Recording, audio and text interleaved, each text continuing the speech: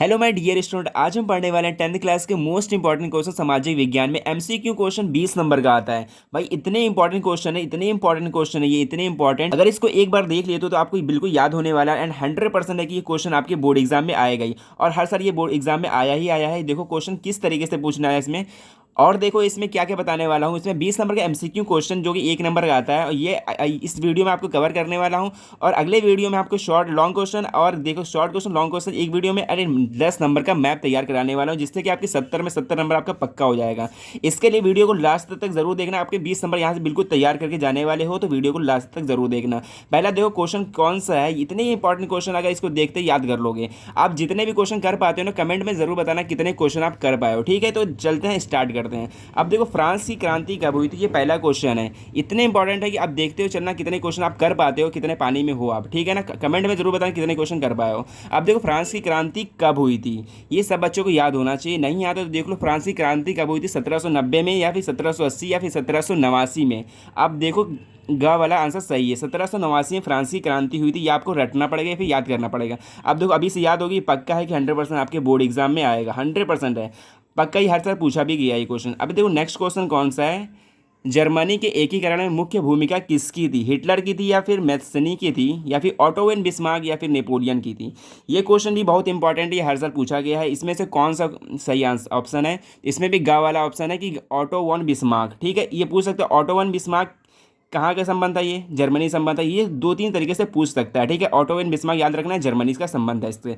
अब देखो next question कौन सा है, नेपोलियन का पराजय कब हुआ था। पहले तो इसका उदा लिखना पड़ेगा, इसका उदा भी क्वेश्चन आ सकता है, या फिर पराजय कब हुआ था। पराजय वाला क्वेश्चन आएगा तो आपको कौन सा लिखना पड़ेगा, यहाँ देखो 3-4 ऑप्शन है। 1814 में हुआ था, 1815 में हुआ था, फिर 1816 में हुआ था। अब इसकी जो सही आंसर है इसको खा वाला, 1815 में नेपोलियन का पराजय हुआ था। ठीक है, ये भी पूछ सकते हैं नेपोलियन का संबंध किस देश से था, ये भी पूछ आ सकता है क्वेश्चन। अगला क्वेश्चन आता है 4 वाला, देखो चौथा क्वेश्चन पे आप लोग आ गए हैं। चौरी चौरा कांड किस वर्ष में हुआ था, ये भी चौरी चौरा कांड किस वर्ष में हुआ था, किसने चलाया था, ये पूछ सकते हैं। महात्मा गांधी ने चलाया था, और किस वर्ष में हुआ था। ये देखो ये मैप में क्वेश्चन आता है। अगले वीडियो मैप आपको पढ़ाने वाला हूँ, तो वीडियो को लास्ट तक जरूर देखना, मैप वाली क्वेश्चन जरूर देख लेना। अब देखो 1922 में क्या हुआ था, चौरी चौरा कांड हुआ था, जो कि गोरखपुर में हुआ था, याद रखना पड़ेगा, आपके मैप में भी आता है। एंड नेक्स्ट क्वेश्चन 5वां देख लो, भारतीय राष्ट्रीय कांग्रेस की स्थापना हुई थी। भारतीय राष्ट्रीय कांग्रेस की स्थापना कब हुई थी, 1885 में हुई थी। कहाँ पे हुआ था, बम्बे में हुआ था। ये भी मैप में क्वेश्चन आता है, ये बहुत इंपॉर्टेंट क्वेश्चन है। अब देखते हैं नेक्स्ट क्वेश्चन की ओर आगे बढ़ते हैं। यहाँ 5 क्वेश्चन कंप्लीट हो गया। कमेंट में जरूर बताना कितना क्वेश्चन आप कर पाए हो। एंड नेक्स्ट क्वेश्चन यहाँ पर आता है कि 11 वाला, यहाँ देख सकते हो, निम्नलिखित में से किस राज्य में सीढ़ीदार खेती की जाती है। कौन सा है, देखो सीढ़ीदार खेती की जाती है किस राज्य में की जाती है, पता है आपको, नहीं पता है ना। अब देखो होता है कि सीढ़ीदार फसल जो कि ऊपर नीचे की जाती है, ऊपर नीचे की जाती है, सीढ़ीदार फसल कहते हैं। इसमें कहाँ पे होती है, पंजाब में होता है, नहीं होता। पंजाब में देखो सीधा सीधा उसका भूमि होता है, वहाँ पंजाब में नहीं होता। उत्तर प्रदेश में भी समतल भूमि होती है। उत्तराखंड में देखो पहाड़ होता है, वहाँ पर पहाड़ी इलाकों में क्या होता है, उत्तराखंड में कि सीढ़ीदार फसल की जाती है। अब देखो काली मृदा कहाँ पाई जाती है, मोस्ट इंपॉर्टेंट क्वेश्चन है ये। इसमें लॉन्ग भी शॉर्ट भी हर चीज़ आता है। काली मृदा कहाँ पाई जाती है, इसमें कौन सी खेती की जाती है। अब देखो काली मृदा कहाँ पाई जाती है, ये सीधे पाई जाती है महाराष्ट्र में। महाराष्ट्र में काली मृदा पाई जाती है। और नेक्स्ट क्वेश्चन देख लो, तो इसमें से कौन सी रबी की फसल है। अब देखो रबी की फसल होता क्या है, कि इसमें रबी की फसल क्या होता है कि कब बोया जाता है, कब काटा जाता है। देखो रबी की फसल जो है इसको ठंडी में बोया जाता है, जो अक्टूबर के दिसंबर के बीच में बोया जाता है। इसको जाके गर्मी में काटा जाता है, इसको रबी की फसल बोलते हैं। इसमें हो गया चना, चना ये रबी की फसल है, ये चना हो गया, और सरसों हो गया, ये सब रबी की फसल होती हैं। और देख लो इसमें अगला क्वेश्चन है कि 14 वाला, निम्नलिखित में से रेशेदार फसल है, इसमें से कौन सा रेशेदार फसल है, ये बताना पड़ेगा। रेशेदार फसल है, इसमें देखो जूट जो है, जूट है, कॉफ़ी है, रबड़ है, जौ है। इसमें जूट जो है रेशेदार फसल है, इसमें जूट में रेशे होते हैं, इसे रेशेदार फसल है। अब देखो क्वेश्चन में कुछ गड़बड़ी हो गई, यहाँ पे 14 आ गया, 5 के बाद सीधे 11 से स्टार्ट हो गया, तो याद रखते चलना कितना क्वेश्चन आप कर पाए हो। एंड अगला क्वेश्चन यहाँ पर है कि 15 वाला क्वेश्चन, निम्नलिखित में से कौन सा ऊर्जा का परंपरागत स्रोत नहीं है। परंपरागत स्रोत क्या होता है पता है आपको, नहीं पता है ना। देखो परंपरागत एक बार यूज़ करने के बाद दोबारा यूज़ नहीं कर सकते। ये सौर ऊर्जा है, सौर से दोबारा से बिजली बना सकते हो, जिससे कि सोलर पैनल द्वारा। अब देखो कोयला जो है एक बार जलाओगे सीधे जल जाएगा, राखी बन जाएगा, राख बन जाएगा, इससे दोबारा यूज़ नहीं ला सकते यूज़ में, इसलिए एक परंपरागत स्रोत है कोयला। ये सही आंसर होगा। अगर नेक्स्ट क्वेश्चन के आगे आगे बढ़ते हैं, कौन सा। एंड 10 क्वेश्चन हो गया। फिर से यहाँ पे 6 से स्टार्ट हो, थोड़ा गड़बड़ हो गया। तो अब देखो 6 वाला क्वेश्चन कौन सा, जलियांवाला बाग कांड में गोलियां किसने चलवाई थी। ये सबको पता होना चाहिए, गोलियां किसने चलाई थी। लॉर्ड इरविन ने चलाई थी, नेपोलियन चलाई थी, लॉर्ड डलहौजी ने चलाई थी, या फिर जनरल डायर ने चलाई थी। ये जनरल डायर ने चलाई थी 1919 में। ये आपको याद करना पड़ेगा, ये शॉर्ट में भी क्वेश्चन आता है। ये जलियांवाला बाग हत्याकांड किसने कराई थी, जनरल डायर ने कराई थी। और 7वां क्वेश्चन देख लो कौन सा, महामंदी का प्रारंभ किस वर्ष में हुआ था। महामंदी कब हुआ था ये याद करना पड़ेगा, 1924 में, नहीं 1929 में महामंदी हुआ था। ये लॉन्ग क्वेश्चन भी आता है, महामंदी का प्रारंभ कब हुआ था।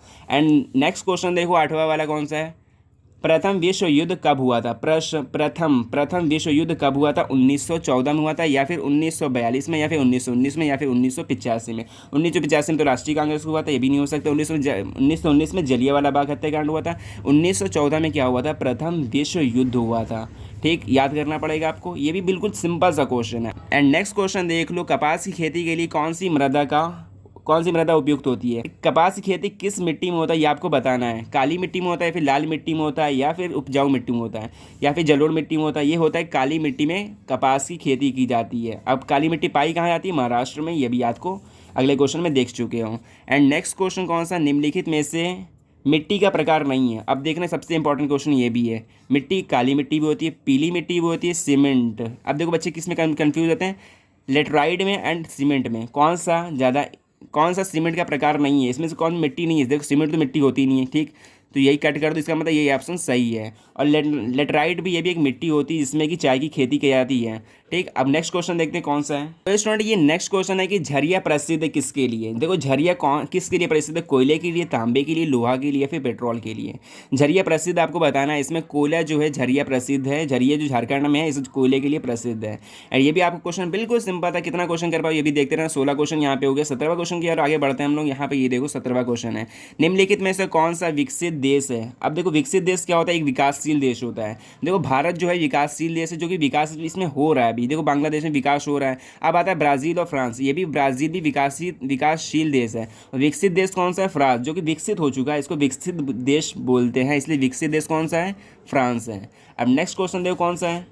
अब अगला क्वेश्चन ये भी इंपॉर्टेंट क्वेश्चन है, इसमें 2-3 तरीके से पूछ सकता है। शिशु मृत्यु अनुपात निकाला जाता है, मतलब कितने पे निकाला जाता है, 800 पे, 800 जीवित बच्चों पे निकाला जाता है, फिर 1500 या फिर 1000 या फिर 100।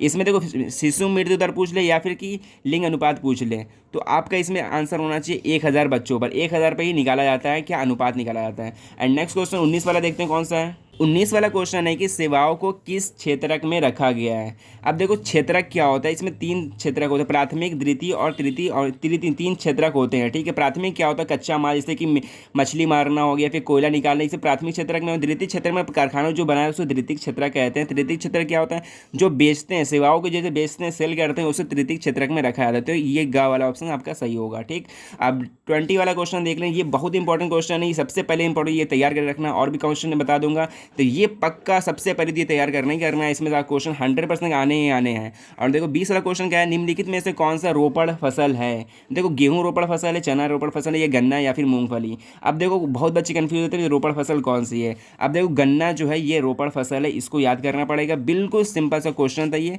गन्ना रोपड़ फसल। अब देखो 20 क्वेश्चन हो गया। इस क्वेश्चन बहुत ही इंपॉर्टेंट है, अपने दोस्तों के साथ भी शेयर करना जरूर इस वीडियो को, एंड ज़्यादा से ज़्यादा इस वीडियो को लाइक करना। मिलते हैं नेक्स्ट वीडियो। अब देखो इसमें मिलते हैं, अब देखो एक लॉन्ग वीडियो मिलेंगे, इसमें सेपरेट एक वीडियो में पूरी हर चीज़ जितना क्वेश्चन सब तैयार हो जाएगा। 20 नंबर यहाँ तैयार हो गया, फिर इसमें और तैयार कर देंगे। फिर इस 10 नंबर का मैप की वीडियो देख लेना, आपका पूरा 70 में 70 नंबर तैयार हो जाएगा। तो मिलते हैं नेक्स्ट वीडियो में। जो भी डाउट हो कमेंट में पूछ सकते हो, और जितना क्वेश्चन कर पाओ कमेंट में ज़रूर बताना।